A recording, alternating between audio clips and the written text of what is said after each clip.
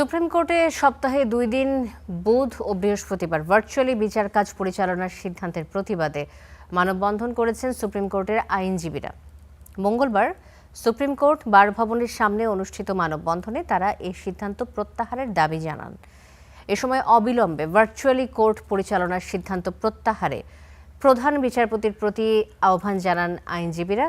এর আগে প্রধান বিচারপতির আদেশক্রমে সুপ্রিম কোর্ট প্রশাসনের দেওয়া বিজ্ঞপ্তিতে বলা হয়, বৈশ্বিক জ্বালানি পরিস্থিতি বিবেচনায় বুধবার এবং বৃহস্পতিবার সুপ্রিম কোর্টের উভয় বিভাগে অনলাইনে আদালত পরিচালিত হবে।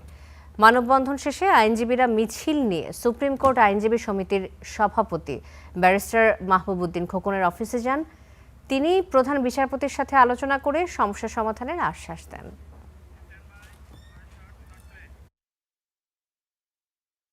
এখানে উপস্থিত আইনজীবী বন্ধুরা চাচ্ছে না একটা অপশনই থাকবে ফিজিক্যাল কোর্ট, কারণ কোনো জাতি এখন কোনো সংক্রমণ ব্যাধিতে ভুগছে না। অতএব ফিজিক্যাল কোর্ট সেইটি আমাদের দাবি। অতএব এই যে 2 দিনের বুধবার এবং বৃহস্পতিবার সেইটা আপনারা ইমিডিয়েটলি প্রত্যাহার করেন, কালকে যেন ফিজিক্যাল কোর্ট হয়। আইনজীবীরা দাবি জানিয়েছে মাননীয় প্রধান বিচারপতি কোর্ট আমরা তুলব বিবেচনা করার জন্য। কারণ আমি আইনজীবীদের আমার বিজ্ঞ আইনজীবীদের বলছি ধৈর্য ধরার জন্য, এটা কোনো রকম বিশ্বে আমাদের সুপ্রিম কোর্টের মর্যাদা সবাই রক্ষা করতে হবে।